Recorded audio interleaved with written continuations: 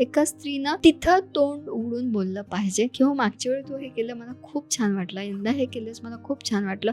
Boys love to listen that compliments.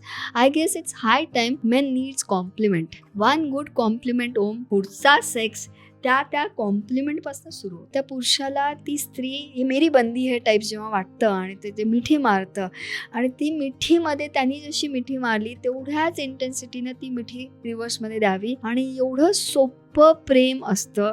So we can make love simple and then focus on other activities. ह्याला कुठलं रे इतकं science लागतो? म्हणजे हे इतकं अवघड आहे. बेडमध्ये ती मिठी स्वीकारणं, बेडमध्ये त्याला त्या पोझिशन्समध्ये आपल्या शरीरावर एका पुरुषाचं जे वेट आहे ना माझ्या मते स्त्रीसाठी, if that man is putting that body weight on my weight, त्यापेक्षा सेन्शुअल आणि अराउजिंग फॅक्टर काहीच नसतं. त्यांनाही अप्रिशिएट केलं पाहिजे.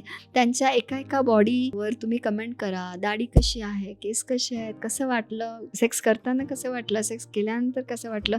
एका स्त्रीनं तिथं तोंड उघडून बोललं पाहिजे किंवा मागच्या वेळी तू हे केलं मला खूप छान वाटलं, यंदा हे केलंस मला खूप छान वाटलं. Boys love to listen that compliments.